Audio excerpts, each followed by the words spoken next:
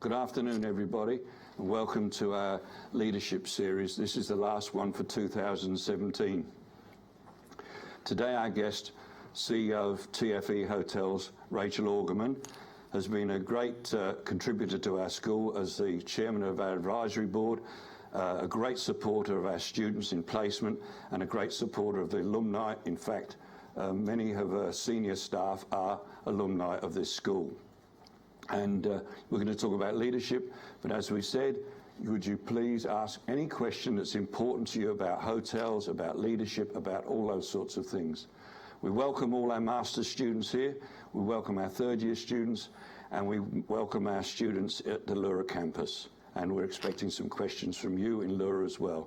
So without further ado, I'd like to ask Rachel just to tell us a little bit about your career. Okay, well let me start with me then.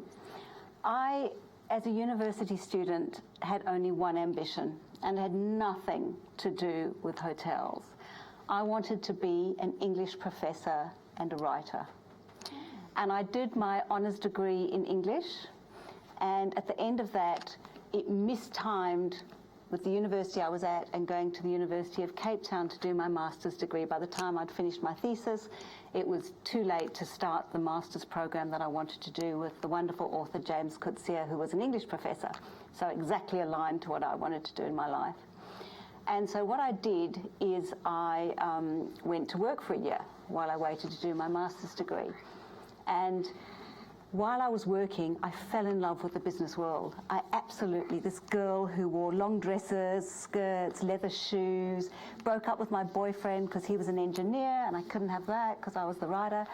And so I went to work in business and fell in love. I absolutely fell in love with it. And then instead of doing a master's degree in English, I actually did an MBA, a Master's of Business Administration. And I did that on an academic scholarship. And part of my scholarship meant that I had to write case studies. And as it so happened, I wrote a case study for a car rental company. So the poor cousin of travel, if you like. And I was absolutely inspired by their MD, Carol Scott. She remains one of my heroes today. And they had just had a merger with Hertz in South Africa. And so I wrote up the case study, and I learnt there's no such thing as a merger. It's always a takeover. There's always one party who's more dominant than the other. And really, she offered me a job after writing that case study. And I went in as her marketing manager straight after my degree. And that was the beginning of my love affair with travel, starting in many ways at the bottom in car rental, where it's all about people, it's all about partnership, because you're running a business which is a commodity business. And at the end of the day, if there is one lesson for all of us in life, it is that relationships matter. Happiness is built on relationships, and good business is built on relationships. People do business with people they like. That's the fundamental. And so that's my story. I landed in travel, and I moved around a little bit in travel and ended up in hotels. And when I immigrated here, I had an interview with what was then Medina Serviced Apartments. In those days, we only had the one brand. And during the whole of that interview, I thought, because it was arranged by the only person I knew in Australia, I thought that I was actually being interviewed by Serviced Departments. I didn't realize it was Serviced Apartments. And anyway, I managed to get the job. So the rest is history. I joined the company when we had 7 hotels, and today we have 73, and in our pipeline we'll get to 125 hotels very easily within the next 5 years. So a great story of growth. We now operate 6 brands in 5 different countries with a new geography entry coming, and life is exciting and continues to be full of brightness and challenge, and full of those wonderful, passionate people who have chosen the travel industry for their career and profession. Okay. Could you just take us through a little bit of, you say you started with Medina, so then you added brands, and your progress through the company from starting there, and then the brands that you added? So if we look at what happened from 1998, we had Medina, and it was really mums and dads serviced apartments in the suburbs. We would, open at 6 and close at 10:30, and And already when I joined, there was Medina on Crown, which is now Adina on Crown Street, Surrey Hills. And that was really the beginning of true apartment hotels, moving to the city, moving to CBD. And we were growing in the service apartment space, and we grew more and more hotels in CBD. So we added 4 what were really apartment hotels, still called Medina, but apartment hotels. In that year that I joined, we opened what was then Medina Grand Sydney. We opened in Coogee, in South Yarra, and in Melbourne. And we ran this whole campaign why serviced apartments were sexy and spoke about it. And it used to be a struggle to get cut through. We would go to the World Travel Shows. We would go to ATE here in May. We'd go to ITB or World Travel Market. And we'd really struggle to get appointments. And then we entered Europe. We changed our name to Adina Apartment Hotels. We grew bigger. We saw that there was an opportunity because the residential and hotels are counter-cyclical, and there were many hotels that were actually on the market, and we started Vibe. Before then, we had pitched for Travelodge just before 9/11, and when 9/11 happened, the Pritzker family sort of closed its ranks, if you like, and said, forget about selling things off worldwide, we're just focusing in on America. And so that was off the table, so we went to Vibe, we launched Vibe. We had the time of our lives launching Vibe, because when you launch a new brand, you're not fettered by any of the brand standards that are being set, and often set internationally by the international hotel companies. And all you do is you roll out the brand standards according to guidelines that are already set. We set the brand standards. We had so much fun. We launched CDs. We had a deal with Sony. We launched CDs, and we went to the top of the Chiller album charts with these CDs and cool music. And we did stunt marketing, and we had beautiful models on lovely swimming towels in parks all around Australia. And when people asked, we were launching our summer package. We did summer packages with nail polish and towels, and the nail polish was things like VI Pink and I'm trying to remember something black, and all of these different things. And we had a lot of fun with Vibe, and we continue to have a lot of fun. We've got next generation Vibe now. So living lobbies and social hubs for the connected generation. But we had heaps of fun, and we expanded and continued to expand in Germany. I mean, last week we opened a hotel. The week before, so last week we opened in Nuremberg. The week before we opened in Frankfurt, our second property in Frankfurt. We've got another 8 opening coming forward in Germany. One of your colleagues, an alumni of the school, Ben Lanken, who many of you would know, who opened many hotels for us, ran many hotels for us, rang me one day and said, Rachel, I want to come to head office and be the head of L&D, of Learning and Development. I said, Ben Lanken, you're not coming to head office. You have a great future as an area hotel general manager. And he said, yeah, but I've got to sort head office out first, Rachel. I've got to go and work on all you people who don't know about running hotels and teach you about operations and the bridge between it. And I want to spend some time in ops first. And I went, okay. And he came in, he taught us all he needed to. And now he's just gone to Europe to do the same over in Germany, and as we expand. So it's been a lovely journey, a wonderful journey, and a journey of great careers and great people. And I think for me, perhaps the greatest inspiration is exactly that. It's seeing people who may have joined us in housekeeping in one case, who have worked their way up through porterage and reception, duty management, reservations, duty management. I'm thinking one particular woman, and then on to assistant manager, hotel manager, area manager for Perth. And then we said, come on over, Heidi, we want you here in head office. And today she's heading up all our internal audit, all our systems, and we couldn't do without her. So, just a couple of questions from what you said. Correct me if I'm wrong, obviously, but you've never really looked at going into what I would call 5-star market. Has that been a deliberate, or is that company secrets? No, I'm laughing because we're probably, yes. Company secrets. There's some company secrets. But to be honest, we have deliberately played in the 3.5 to 4.5 star market.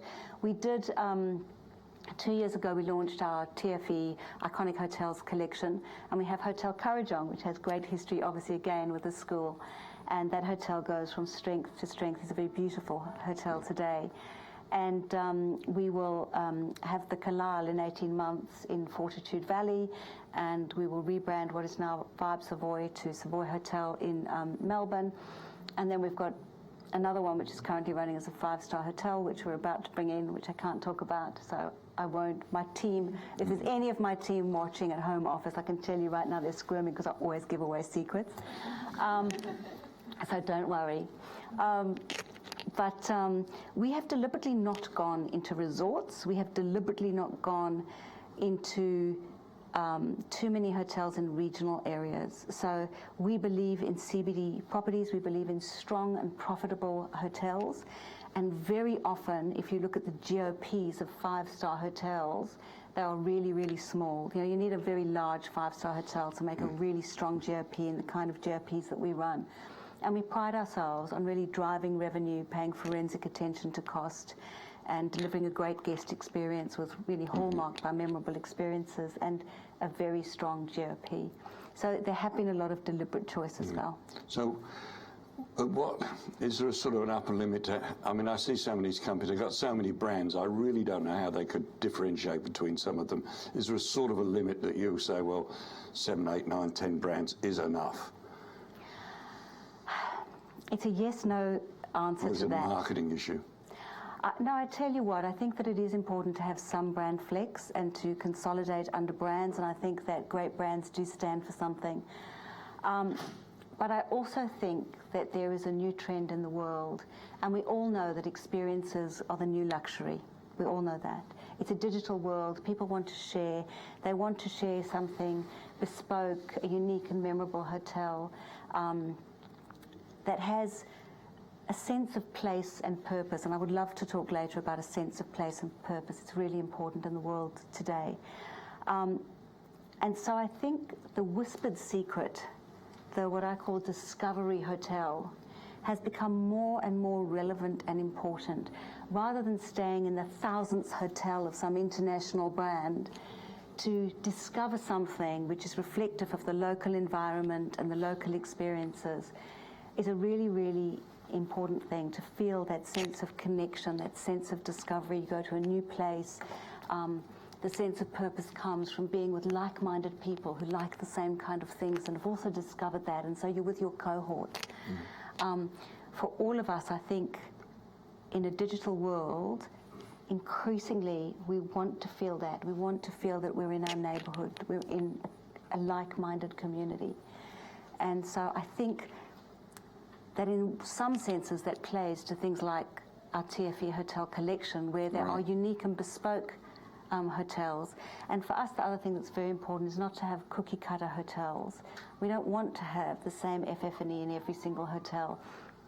If, you know, vibe is all about your local connection, for example, and our vibes need to reflect, again, the village in which they sit, the local food, the local produce, the local experiences. We need to be able to itinerize things for our guests, and Airbnb have inspired many of us as hoteliers because they've actually made the connection between host and guest closer, and that's been part of their success.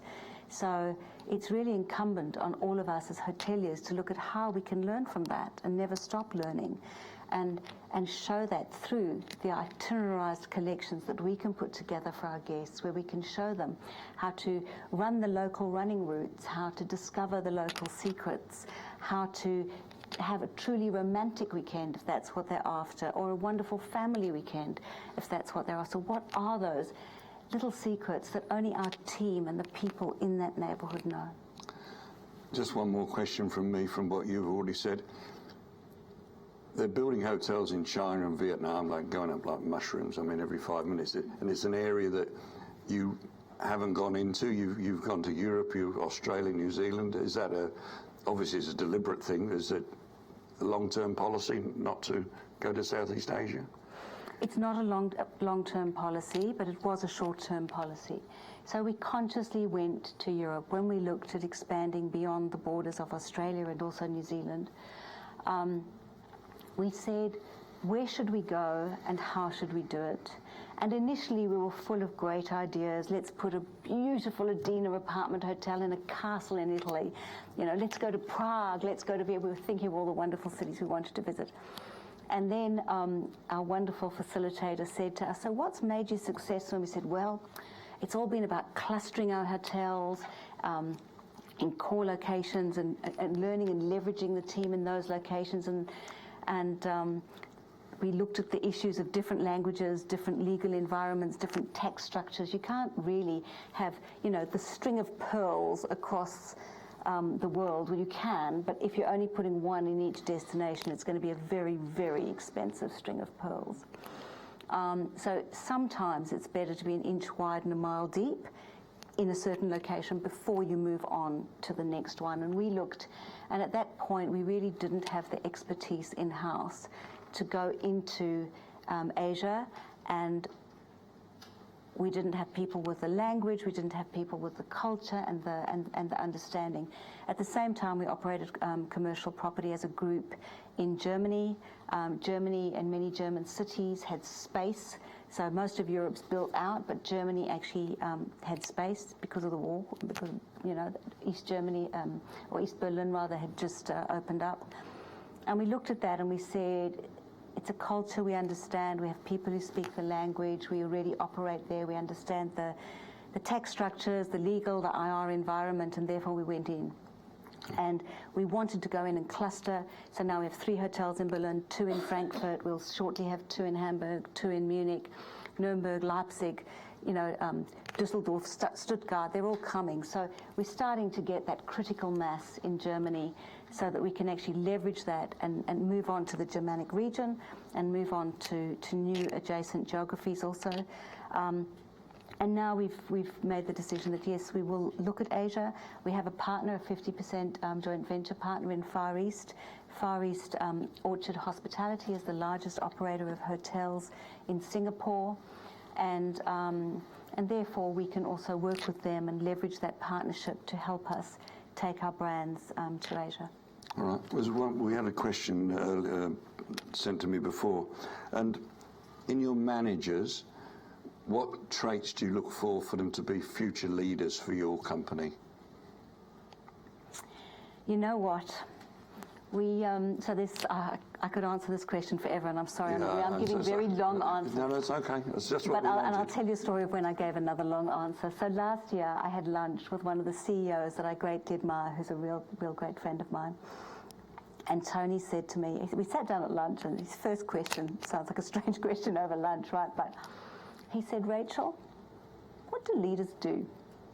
Anyway, I love leadership as a topic, so I launched into my answer, right? And we follow the leadership challenge at Toga Forest Hotel. So I said, well, you know, we follow the leadership challenge, and I think that leaders need to be goal-oriented, and leaders need to model the way and inspire a shared vision and challenge the process and enable others to act and encourage the heart. And it's really important that they execute well. And 20 minutes later, I stopped, and he looked at me and he went, Rachel, leaders lead. And I went, you're right, they do. And I think you can always tell a leader. Yeah.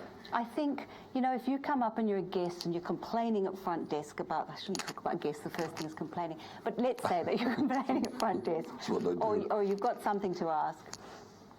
If the person in front of you, whether it's a receptionist on their first day, whether it's the duty manager, the front office manager, it doesn't matter who it is, if they're calm, they're confident, they listen to you, process what you're saying, and give you a really good answer, you don't say, let me speak to the manager. No. You've spoken to a leader, and they've answered your question. And so for us, we look for calm confidence. That's what we look for. People who understand the role that they've been given and know the goals associated with it and are working to deliver that and can articulate that. We look for people who make decisions. So people who say, oh my gosh, we could do this, this or this. At some point you've got to process that. At some point you've got to say, yep, Those are the three options. But where are we trying to get to? How can we put a winning strategy together? And understand sometimes that's through facilitation and asking the members of your team, here's our dilemma, what can we do? But if you can articulate the gap and put a series of actions together and decide on the course of action, that's what we're looking for. Because that's what leaders do. They lead. We have a question here from our Allura campus, thank you. What did you find out when you did Undercover Boss on television about the culture and your employees and your company generally? Was it a shock? Was it a surprise? Was it? It was a surprise. I found out that I couldn't cook, but I should have known that anyway. But what I did in Undercover Boss, and you know, Alan and I, our MD and I have been saying for years, we really must go and work on the front line of our business. We really need to go and work behind the reception desk. And it was such an opportunity, Val, to actually go and work alongside our team and to ask them, you know, what can the company do for you? What can you do for this company? What's the greatest challenge that you face? And I guess one of the things I truly learned from that was that I really prided myself on going out and being on site at our hotels. And I realized that every time I went there, I went with my agenda. I went to meet investors and take them through. I went to update our teams on what we were doing at home office and what our strategies were. I went to go on site and interview people. It was always with my specific purpose and agenda. It was not to go and work alongside people and shoot the breeze and ask them some questions. And I really learned the value of working alongside your teams and listening to them. You know what management consultants do? They go and ask the front line of a business, what are your problems and how do we solve them? Then they write it up in a report and they give it to home office. That's what management consultants do. And I really realized that there were true issues in our business that we had not uncovered because we were making assumptions at home office. And so, for example, our property management system, ProTel, which is one of the largest PMSs in Europe, that system that we had installed, there'd been some teething issues at that time. This was back in 2010. There'd been some teething issues. And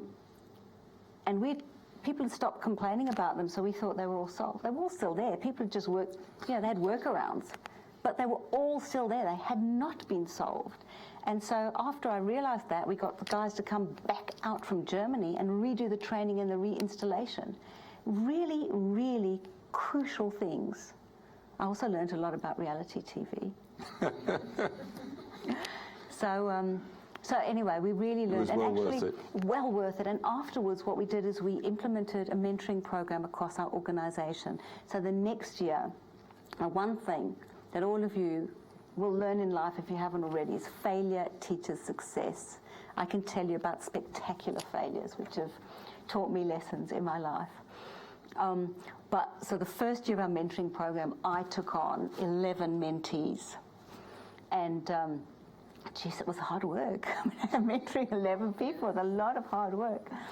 So the next year what we did, our entire exec team actually took on mentees, 1 or 2 each. And that's how we run it now. We all are mentoring. And guess who learns the most? We do. It keeps us in touch with our front line. And as much as we are structuring things and talking to people, and there are things we can help people with and really look at where their strengths are and help them play to those strengths and get better at their strengths, which is the important thing in life, not just trying to mitigate your weaknesses, which may always be your weaknesses.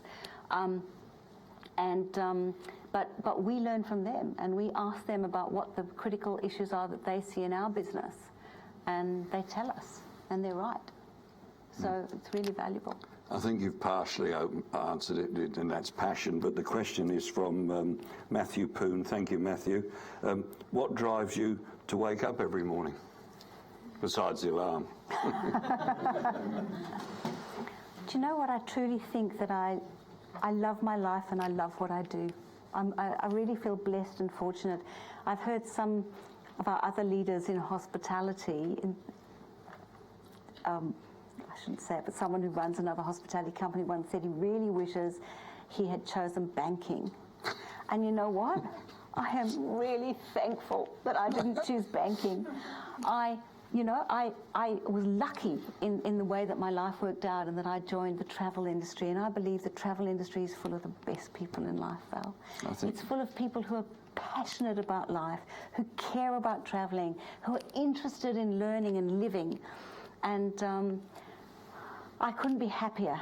I could not be happier than to be in the travel industry. And I think the fact that in both the developed and the developing world, travel is the #1 aspiration of people. And we get to meet those people and to work with them. We're so blessed and so fortunate. So, that's what gets me up in the morning. Yeah, and I think one of the messages we're hopefully sending to you is take opportunities. We've heard somebody wanted to be a writer, wanted to do this, wanted to do that. All of a sudden, there's an opportunity, you take it, you don't know where it's going to take you. Yeah. I actually once asked some of our team what's the best advice they could give, and one of the things they said, that was Heidi George who said it, she said volunteer. When people say we need to do this or we need to do that, go outside your comfort zone, back yourself. You're as good as anyone else, and you can do anything you set your mind to. So say, hey, I'll try that. I'll give it a go. And give it a go and ask questions, Ask the people around you. So what makes you successful? Who should I talk to about this? And, people talk about things and words seem so big and mystifying. Strategy. Strategy is about where to play, how to win, what actions we're going to take, what technology do we need to back it, what skills do we need to resource it.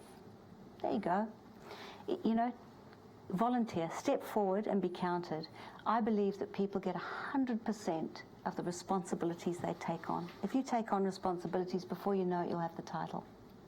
Okay. I've got another couple of questions, and I'm going to throw it open to the floor here, so please think about a question that you'd like to ask.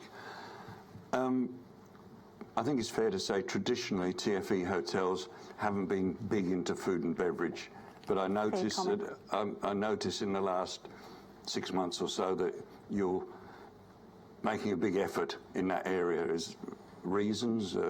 Yeah, it's part of a natural evolution in many ways, Val. So initially we had a dinner service department, so with kitchens and people staying for longer stays, and so using their own kitchens, cooking their own food, and we had home delivery and all of those kind of things. But there wasn't really any point in putting full-service restaurants into service departments. And then the Adina apartment hotels, the model we chose in Australia was in fact to outsource the restaurants, to get local operators to come in and operate them and really focus on the rooms division.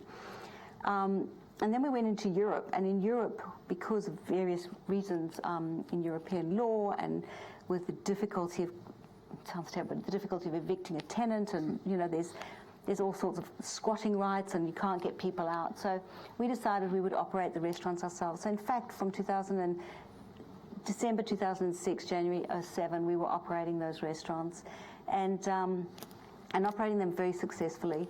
And then we launched Vibe, and Vibe had full-service restaurants, and we started doing that. We weren't always great at it initially. It was very much, as it always is, about the people, because it's always about people. And so some people were doing it better, and some people were doing it less well. And then we had travel lodges, and travel lodges were really about great breakfasts for most of them. We have some full-service travel lodges, but most of them were about great breakfasts. And then at the same time, as we did our joint venture in 2013, we were given the Rendezvous portfolio by our joint venture partners to manage, and we had huge hotels come into the portfolio, hotels with 28 conference rooms and 4 ballrooms and 3 restaurants, and we inherited a lot of really great talent and great expertise. We also put on a position of a director of food and beverage, and we really, at the same time, were launching more vibes, and next generation vibes started to be plotted and piloted.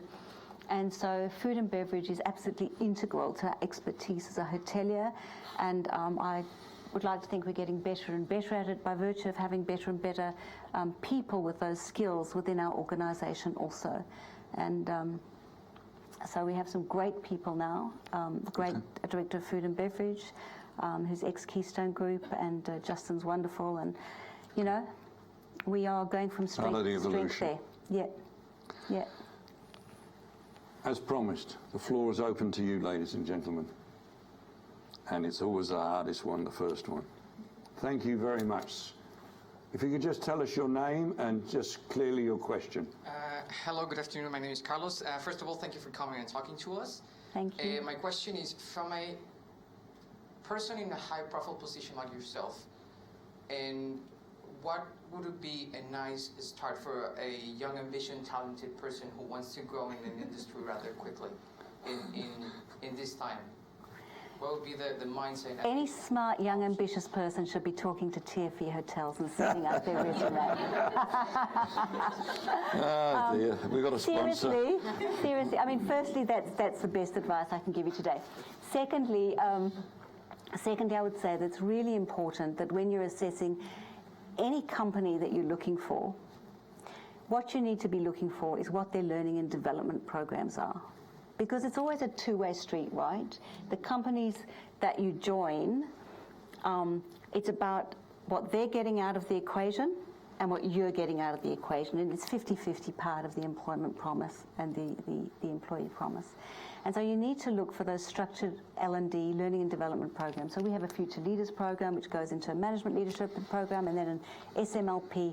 And our target is 80% of all positions are filled internally.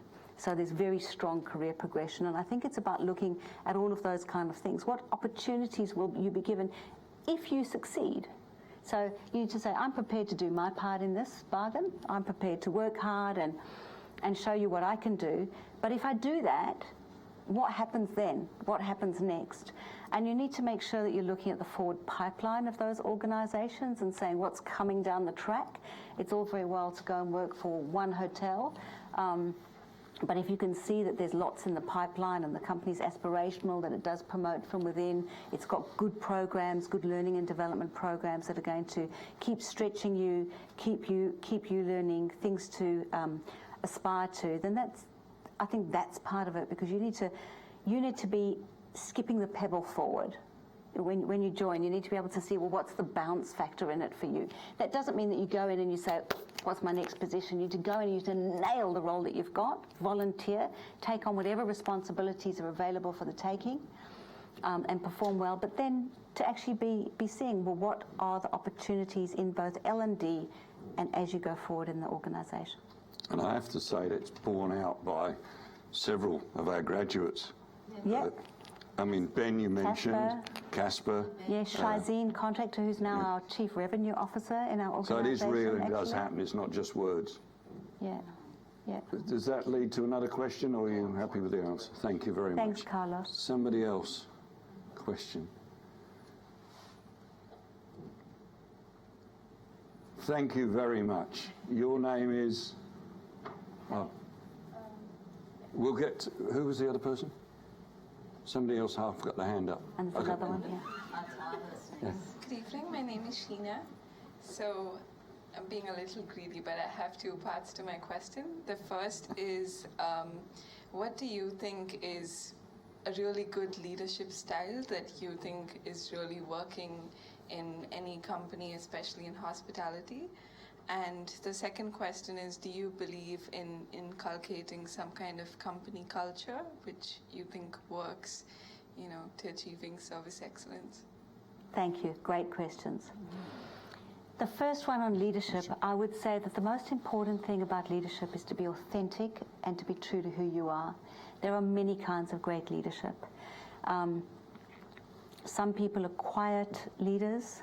Some people are more extroverted and passionate leaders, but an inspirational leader is always authentic. They're always believable. They're always being true to their own personal style.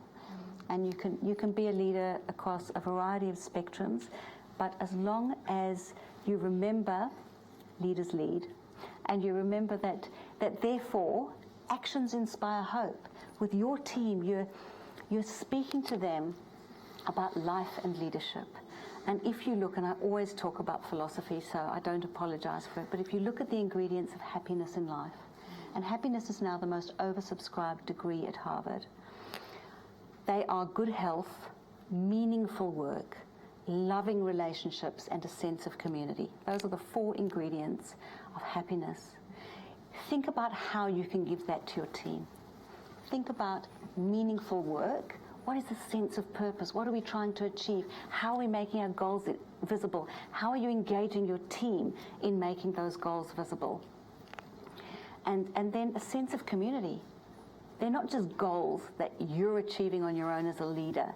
You know, leaders are not I specialists. Good leaders say we, and they consciously say we, and they take their team forward with them. And they talk about us and what we're achieving, and they celebrate those successes together. So authenticity, goal orientation, celebrate the successes, never forget to say thank you. Culture is a very, very important thing. It's too important to let it happen by accident. So yes, I think that it should always be about culture by design, not by default. I think it's very important for you to decide, and we decided a long time ago about those 5 tenets of leadership that I mentioned earlier. The Leadership Challenge, which is actually out there as a book, a movie, a workbook by Kouzes and Posner, and it's about modelling the way, inspiring a shared vision, challenging the process, enabling others to act, and encouraging the heart. And we make sure that we pull that through our entire organisation so that everyone speaks that language. The moment that anyone is promoted to a position in which they have people reporting into them, we give them the book, the Leadership Challenge, and then when they've read that, we give them the workbook. And the workbook says you have to apply and work through a series of challenges in terms of applying those 5 tenets of leadership into a project within your workplace. We then get those leaders to report back to us in our management meetings and tell us what they've done and how they've applied them. And that means wherever we go, we can speak that language. We can say, how are you inspiring a shared vision? What's your shared vision? How are you challenging the process? You know, how are you enabling others? How are you encouraging the heart? And so consciously creating the culture you want, consciously promoting from within, consciously ensuring that you are not getting groupthink, that you have gender and racial diversity. We have, and I'm very proud of this as an organisation, at any one stage across our hotel managers, across our executive team, across every level of our organisation, we are going 49-51% men and women. And it just varies between them. Why? We reflect the population at large. Yeah. We promote on merit, and we have no bias. And so consciously being true and consciously promoting culture, critical. A question here from Aditya. Keeping the current economy in mind, how does TFE predict future hotels and the tourism industry? We might have a dramatic change in things this afternoon. Lots of dramatic change across the world right now, actually. I think the important thing is that life is constantly changing, constantly evolving, and we shouldn't be afraid of it. We should look for the opportunities in every new challenge, and there are opportunities evolving as millennials start to slowly emerge and will ultimately become the dominant traveller. We need to look at that. We need to look at social connectivity. We need to look at a wonderful new generation coming through for whom it's as important to connect as it is to disconnect, and it's important to do both. So that wellness journey and pulling that through our hotels, using natural materials to build them, providing opportunities for mindfulness, for yoga, for Tai Chi, for all of those things so guests can get the disconnect, providing the opportunities for them to connect in living lobbies and social hubs, in community tables where they can actually sit and meet other guests, or whether they can be alone in a crowd if that's what they want to be giving them those local experiences that we spoke about earlier, very, very important. And then to learn. So one of the questions I get asked all the time is about, oh my God, what are you doing about Airbnb? We're celebrating their arrival. So Airbnb is an important distribution channel for us. It is a channel which sees qualified travellers ready to travel, looking at that channel and others like it.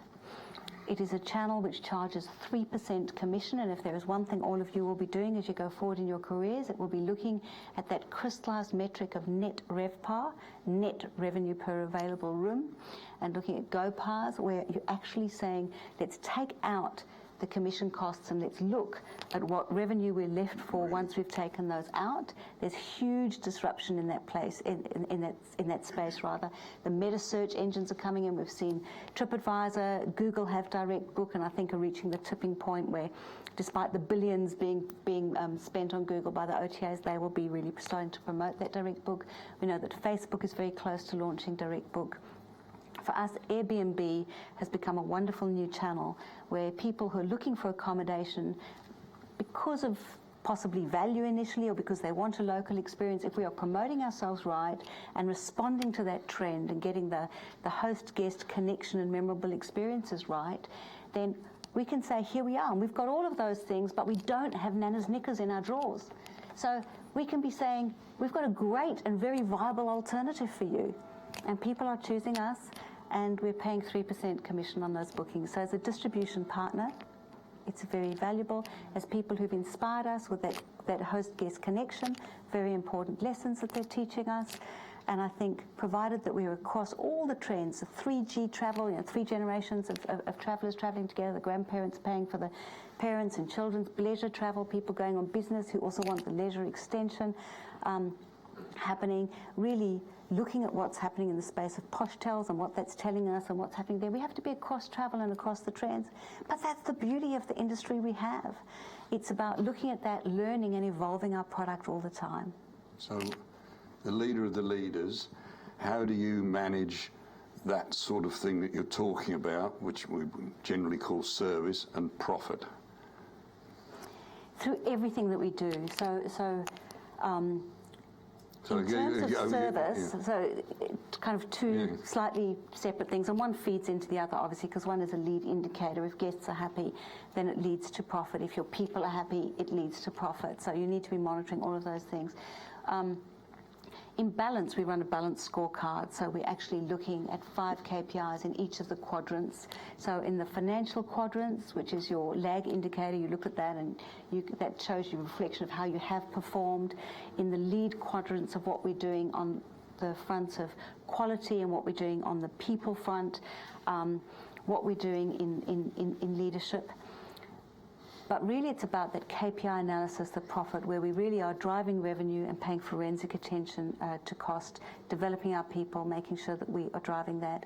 In service, it's through service signatures. And one of the things which is really important to understand, and I'm sure that Blue Mountains talks all the time about the KISS principle and keeping it simple. Less is more. Less is more. Do fewer things well. It's really, really important. So for us, we look at what our key service signatures are. What are the things that distinguish our brands from each other and from other brands out there? And you spoke about that earlier. And rather than getting a cookie cutter around the product, get the brand signatures in the services. And only look at 3 to 5 per brand and do them really, really well. Don't allow yourself to write a book. If you write a book and give it to people, here are our service signatures, you get no service signatures through. Because people are tired by page 3 or they're intimidated by the 30 pages. Tell them that you're about these 3 things or these 5 things and do them really well. Well, here we go. Dr. Edmund Go from Switzerland has a question for you. Hey, Edmund, how are you? Well, I was doing pretty well. I was in Paris this morning. Following up right. on the Airbnb statement, are Airbnb customers different from TFE's targeted segments? You've sort of answered it, but...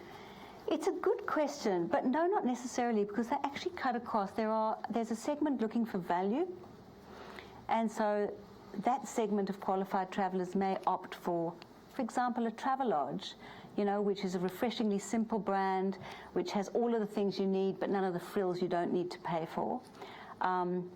And if we're serving up a value offering, which has a great breakfast and a clean room and, really nails the components that group of travellers looking for, they may very well choose us. If it's people looking for that authentic local experience, if we can show them what we're doing, and we have a website called Checked In at TFE, which is itinerarized local itineraries, then if we can show them that we're doing that we're giving authenticity, that we have great food and beverage experiences, that we have awesome lobbies that reflect the provenance of the local area, that we have stories to tell in our unique and memorable hotels, wonderful stories. They are getting those needs met, the needs which drove them to go on to Airbnb. And if we can meet those needs, we will get those clients and win those clients. Thank you. Another question from, thank you very much. Microphone, please. And I hope you're enjoying your research trip, Edmund. Good evening. Nothing like a good study trip. Good evening. My name is Athar. Firstly, thank you so much for your time. And Thank you. yeah, just reiterating what Mr. Cook said, how TFE's performance has been so remarkable considering the market forces and so many luxurious brands that are there in the market. How has your journey been? Has it exactly panned out what you thought it would be? Since the very start, both as you as a leader as well as the TFE group as a whole. Thank you. Thank you. Certainly in my case, definitely not. I was about as far removed as I could possibly be from what I thought I would be if you'd spoken to me at 18 or 22 or 25. But as I say, I'm loving that journey. But to talk about TFE, it never turns out the way you plan and the way you plan. But you have to embrace every opportunity that comes your way and keep an open mind about that. So it's important to plan and to know that you need flags in this location, in that location, but to never compromise. If you start doing unprofitable hotel deals because you want a flag at any price, you pay the price. And so it's really important to take and embrace opportunities. And if, for example, you had said to me that we would be where we are in Canberra right now, where we have one of our most beautiful vibes at Canberra Airport. It's a true next-gen vibe, and I invite any of you, when you're next going through Canberra, go in and have a look at that lobby. You will be blown away by what we've done in that hotel. Go and look at Hotel Kurrajong and see the transformation that's been effected from when that was the Australian Hotel School running a gorgeous little 26-room hotel, but to today where it's 147 key hotel with magnificent food and beverage, to where we have 2 Medinas there. Sorry guys, in PR, we're about to announce another, okay, I won't say the brand. We're about to announce another one in Canberra. We've got lots more coming. Would I have said that we would have all that growth and all that provenance in Canberra? No. But it's happened and it's wonderful, and we're loving and celebrating what we're doing there. Would I have said at the beginning that we'd be in Germany? No, but it was an evolution of our strategy and of conscious and thoughtful strategic planning that saw us go there, saw us be successful, saw us seed the successful culture, and that was through so many learnings that happened along the way. So as an example, for some reason all the failures are always mine, but that's why you're the leader. When we first went into Germany, I thought we needed someone who spoke German. To me, it was fundamental. And I had a wonderful person who works with us still, who actually started in the same year that I did, Carol Douglas. And Carol started with us in sales management and went on to become manager hotel, become an area manager and an operations manager, and then I'll tell you the story, how she led from there. So Carol, who at the time was an ops manager, had just taken us and opened hotels for us in New Zealand, so another new country that we'd gone into, and she'd done very well in doing that. And then she's going, pick me for Germany. And I'm going, you don't speak German.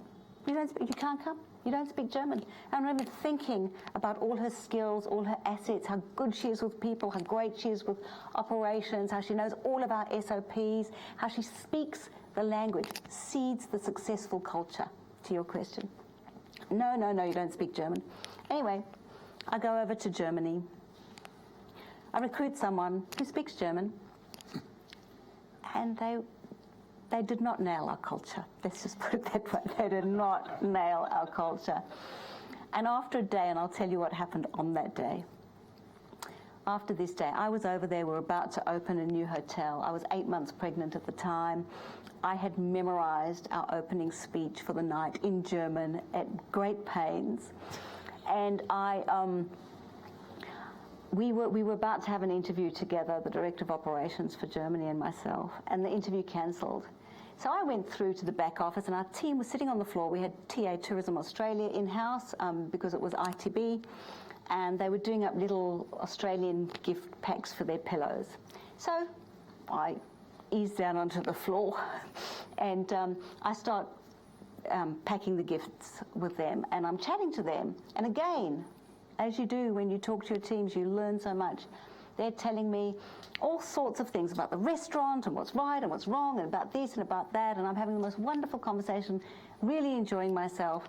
And at that moment, I have to be so careful not to say the name, this person strides in and opens the door, sees me fraternizing with our team, because he didn't have that culture, and he turns on his heel and he marches out. So I finish doing what I'm doing with them, and I go and find him. And anyway, he starts shouting. The moment I go, he starts shouting, "What are you doing? And why are you talking to the front desk team?" And he goes off at me, and I look at him, and he says, "And also, you're pregnant. How can you do the opening speech tonight? You're pregnant." I said, "You know what?" You're fired. I said, "I think we've reached the moment where we shake hands and part ways because we're just too different." And then I rang Carol Douglas, and I said, "Carol, how quickly can you get over here?" And you know, she came across. For 5 years she was in Europe. She opened hotel after hotel after hotel. She never learned a bloomin' word of German. Sorry, Carol. She could barely say eine Tasse Tee or Morgen, but boy, did she speak the language. She spoke the language that spoke to the hearts of our people, that won us the best people as hotel managers, that really got those hotels cranking to the point where they were all in their cities in the top 1 to 3 rankings on Expedia and Booking.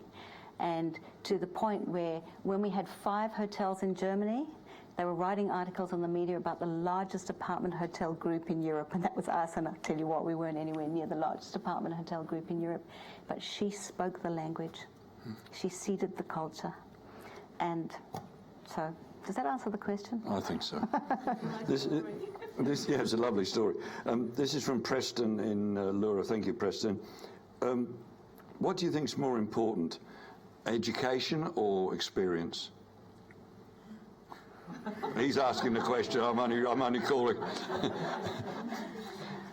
I think that I actually think it's not necessarily just one of those.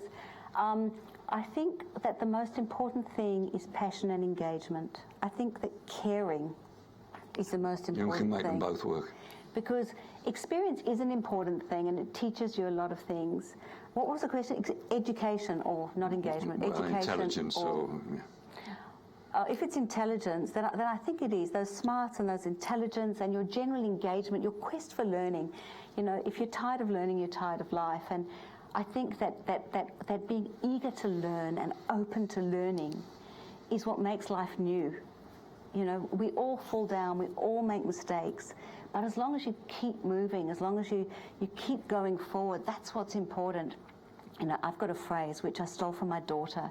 So I have a teenage daughter, and one day when I came in when she was a few years younger, and she said, she was always on Minecraft at that stage. She's not anymore. Now she's 15. I think then she's about 12 or so. And she, I walked in and I said, you know, my husband asked, what a day. Teenagers don't ask what kind of day you've had.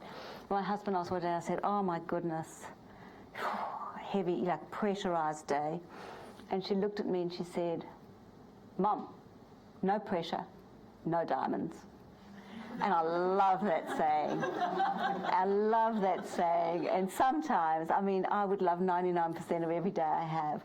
But sometimes there are those days where you just, everything's coming at you, right? And you just have to stop and you have to go, okay. No one's ever hyperventilated with their mouth open, so with their mouth closed. So close your mouth and breathe deeply. One thing at a time. And just remember, no pressure, no diamonds. And I love that saying. Question from the floor here, please. Goodness. Thank you very much, sir. Here, right in the front. Thank you. Your name? I'm Eric. So first of all, Eric. Thank you for sharing your experience. So my question is, Do you ever have a time or moments that you regret choosing this industry and you really want to give up? I never, ever have a single moment when I regret joining this industry.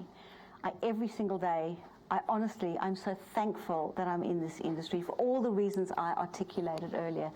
It's dynamic, it's diverse. We get to do, no matter what role you have, you get to do so many different things. You get to engage with so many different people. You're always meeting people, talking to people. I'm a people person. Our industry is a people industry. And we get to do wonderful things in beautiful products. We get to transform things, change things, and really change people's lives by delivering memorable hallmark experiences. Are there days when I want to give up? We all have those days from time to time. So never give up this industry.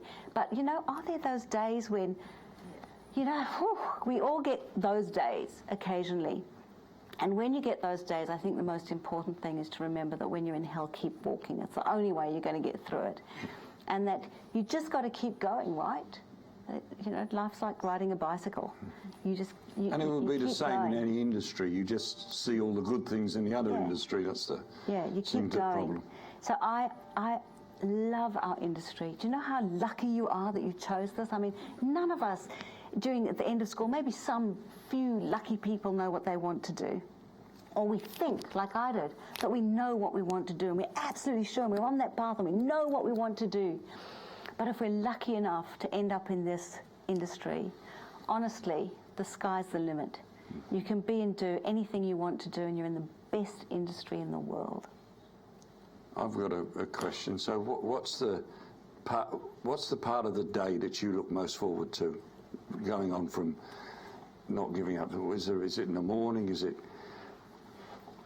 I mean, part of day, I think we're all gazelles or bears. So I'm a gazelle. I'm an early morning person, and that's my time of day, and I absolutely love that time of day.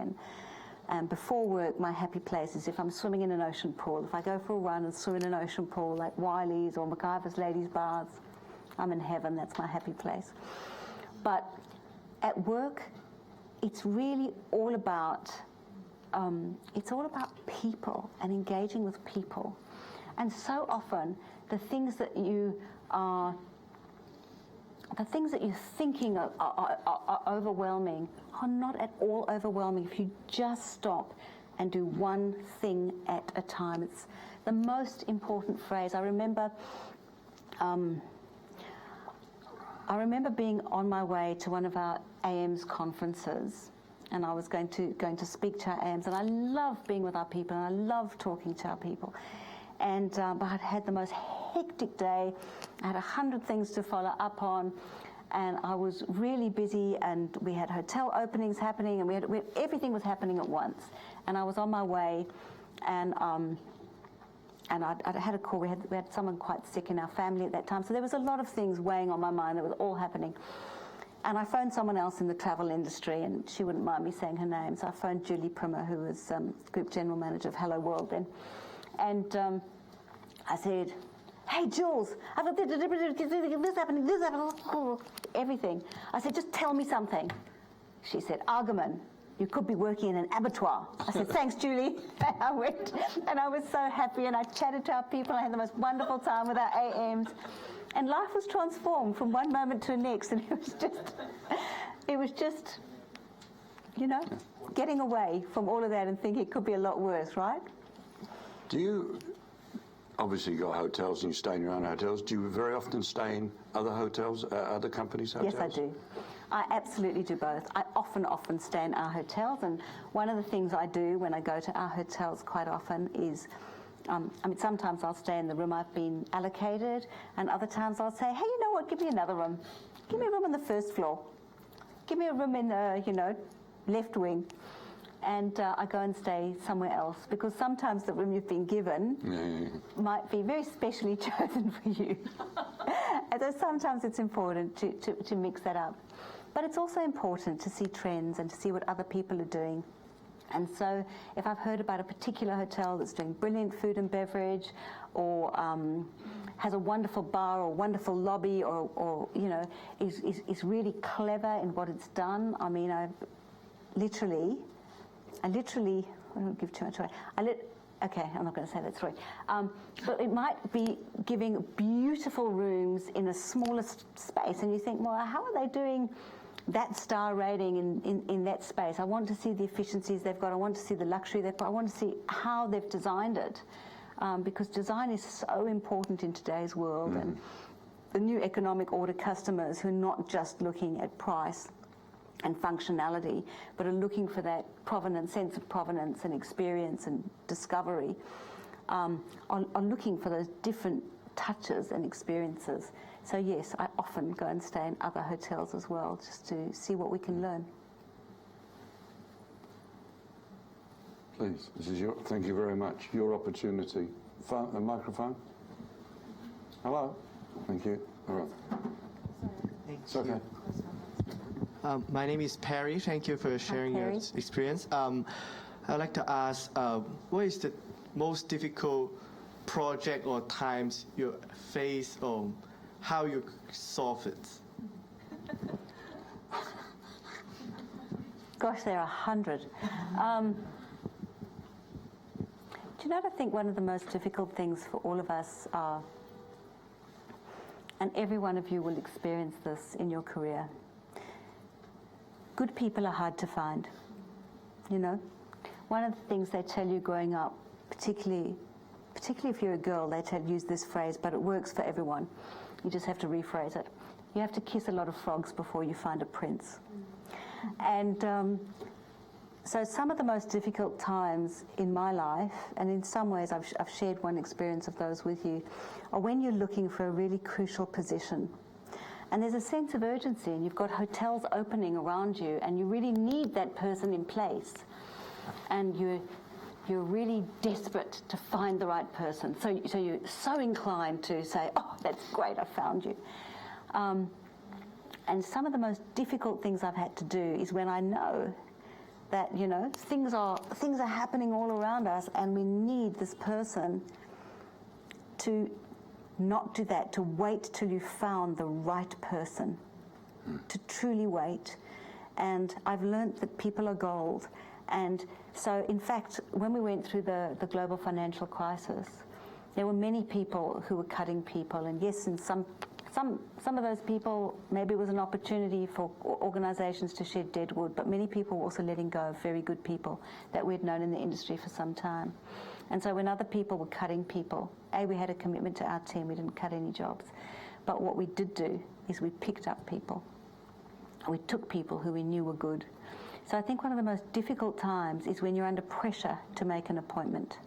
Real pressure, because you're doing two jobs, or other people are carrying the burden, and you have to wait, and you have to be strong enough to wait and find that right person for the right position. I think that's a dilemma that every one of you will face at some point.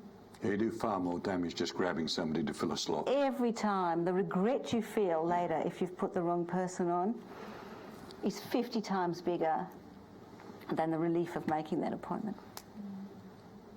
Yeah. Thank you. Sorry. No. No, we got no, we got you. Thank you. Mine's not so much a question, but I wanted to thank, and I'm just so thrilled actually to have met you, because 3 years ago I had an opportunity to work so closely with TFE, and all the things that you're talking about are reflected by, you know, about 12 general managers that I've had the great opportunity to work with for around 3 years with the Blue Mountains International Hotel Management School. And I just have to say, you know, a lot of them talked about you, and I kept thinking, when am I going to meet this lady? When am I going to actually, you know, get a taste of what they're actually talking about? Because they're all really reflecting everything that you were talking about. And I really feel very privileged, and I think that my students, who probably predominantly are here, you know, really inspired by you, and I thank all the ones who've been asking questions, because last week I said, now you guys, you have to ask really intellectually sexy questions. And I have seen some very intellectually sexy questions, and it's just really an opportunity to say it's really fantastic that, you know, you put so much into our college, and I feel so privileged that I can be a conduit to it, and actually, you know, I'd like to see it continue, because quite a few of our students have been also employed by you because of it. So I just want to say Well, that. I really appreciate those kind words, and can I say that we've been as great a beneficiary from Blue Mountains. We have so many wonderful, wonderful people within our organisation from Blue Mountains that we have equally been a great, great beneficiary.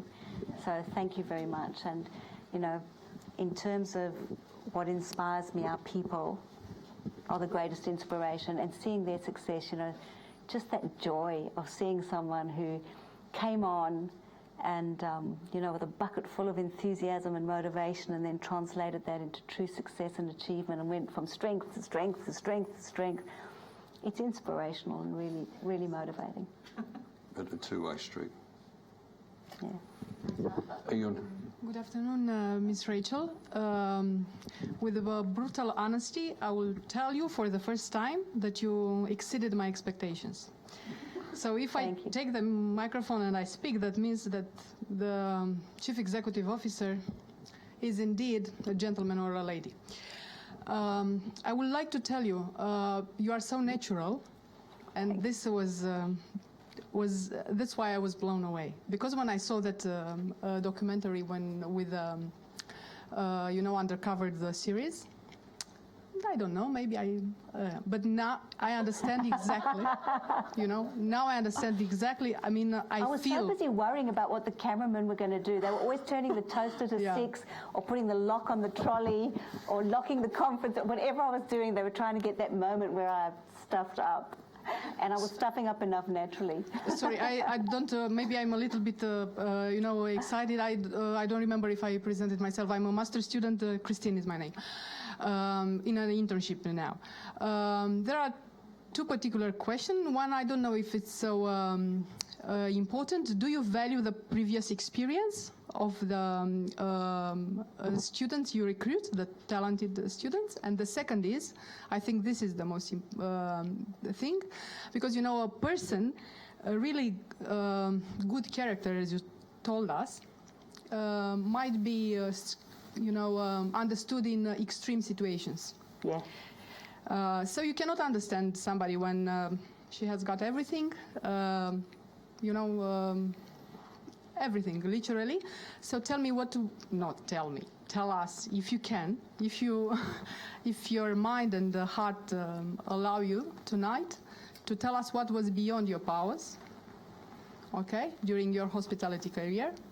And if this was beyond your powers, how you, with your lovely and unique emotional intelligence, you succeeded in coping with, yes, and what, I'm sure that you found a solution, yeah, but what, I mean, which were the factors which helped to a win-win solution? Okay, yeah? No problem. Thank you very much. Thanks, Christine. Thank you. So in terms of valuing experience, I absolutely value experience. And in an industry like this, which is very much where operational experience is so invaluable to delivering a good guest experience, that is a critical thing, people's experience. I'm going to cough, sorry. I don't want to cough into my microphone. That is really invaluable. So I absolutely value experience, but I will never take experience without a good attitude. You know, you've got to have the package, right? So I think that it's very important, provided it's got that overlay. In terms of the things that I can't do, the list is enormous. And we all have strengths, and I talk about this every year when we do our performance reviews. Sorry, I just need some water because I've got this cough here. In performance reviews, what usually happens is someone comes into the meeting and you go, well done, Christine. This year you've achieved this, this, and this, and this. And we're very grateful. Thank you so much. Now let's talk about your development opportunities. And then they go through your weaknesses. And you put together a plan for how you're going to address those weaknesses. And sometimes I think instead what needs to happen in life is we need to understand our strengths. Because if you judge a fish by its ability to climb a tree, it's going to spend its whole life thinking it's stupid. So what you need to do is, if you're not particularly, or your child's not particularly good in maths, for example, if I take it out of the work situation, but they're brilliant in English and history, help them in English and history. Make them the best they can be in English and history, because you know what? You can probably give them a maths tutor 5 times a week and they're never going to be brilliant in maths. So then they can be mediocre at maths and that can be their flag, or they can be brilliant in English and history.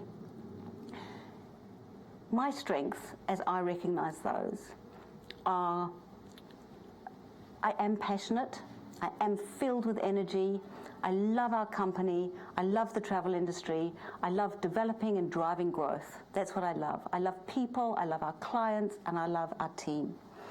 And so nurturing our team and developing our team and seeing them grow is something that is very, very close to my heart and very important. Nurturing our clients and our guests, very close to my heart. You know, when I did go behind the desk, I was very good at talking to people and very bad at checking them in.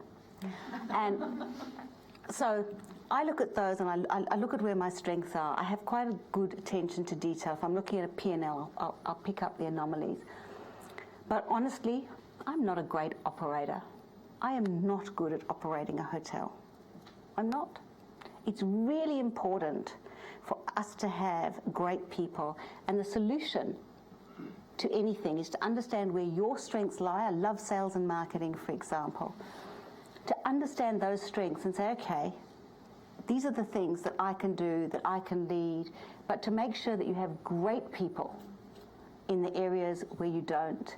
And then as the company grows and broadens and you can't do everything, to understand that you are to surround yourself with complementary skills and the very best people you can. And if you have great people around you, then A, they will pick up things and do things better than you probably could and allow you to move on and do other things.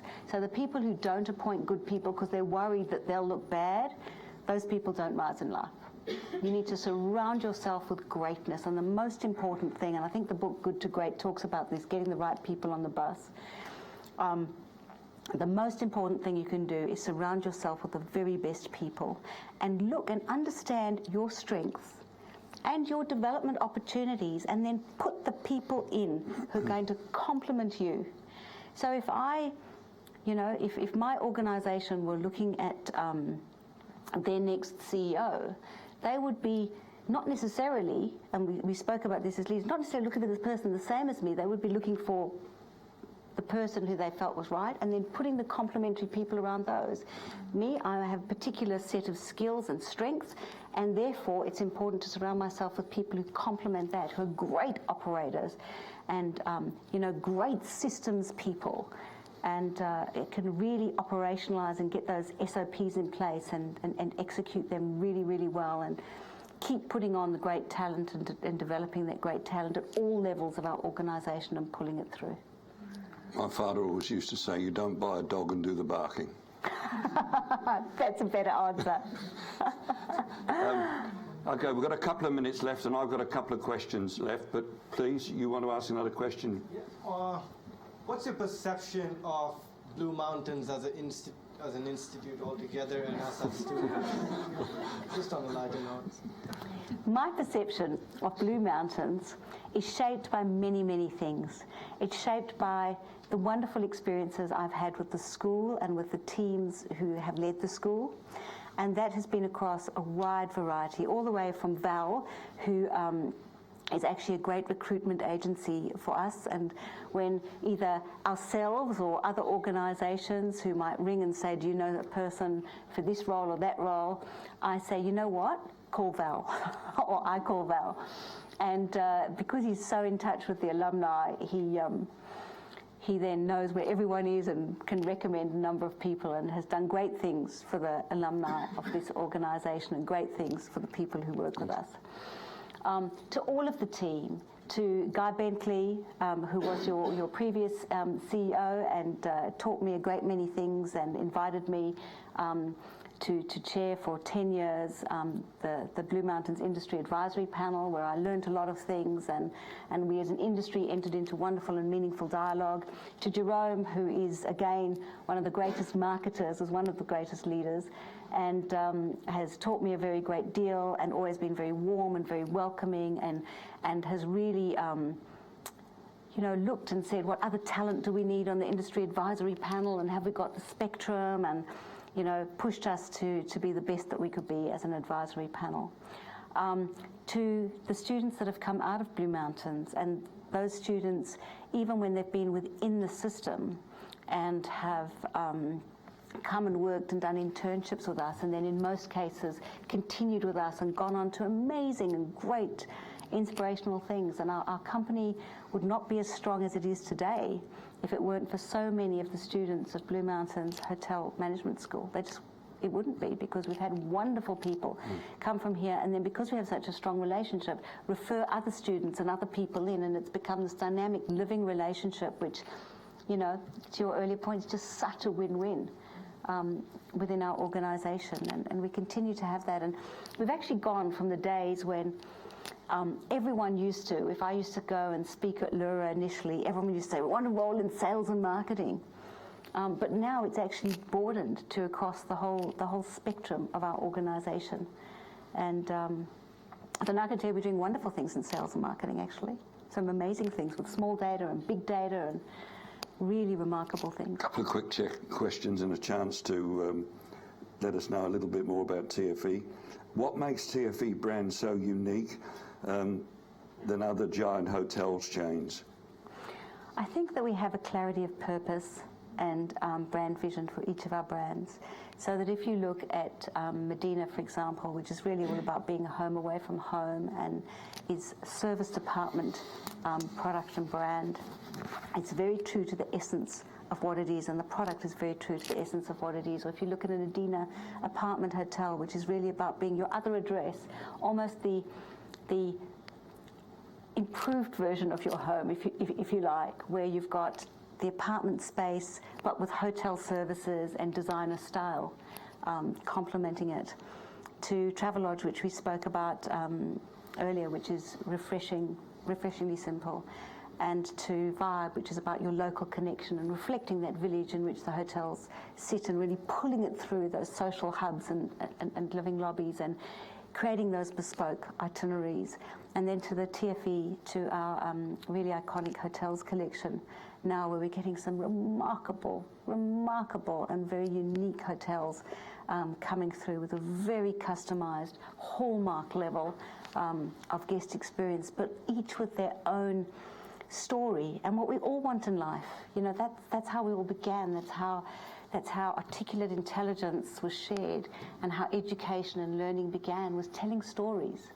And so being able to tell the story of those hotels, and put the photos in the brushed silver frames and right next to them, and have Ben Chifley's chair and his story at the hotel, and to pull the photos of the politicians through at Hotel Kurrajong. And even last Friday, Friday before last, we had Malcolm Turnbull come by, and we had the Turnbull suite.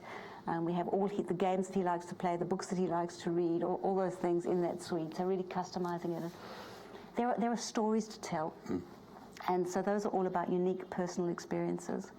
And so we have brands which are true to themselves and mean something and represent something, and I think that's very important. Final question. Do you still have a career goal? I want to see us at 125 hotels within 5 years, and right now our pipeline says we're going to get there, and I'm so excited. I'm going to be dancing when we hit that goal. And we're going into a new geography, which I'm biting my tongue not to tell you about. And we're taking our brands to new places, and we have a watching brief on another geography. And we're doing such exciting things and growing and pulling wonderful people through with us. And so, yeah, I have many, many goals, actually. Thank you very much. Thank you all for your time and for coming. Appreciate it.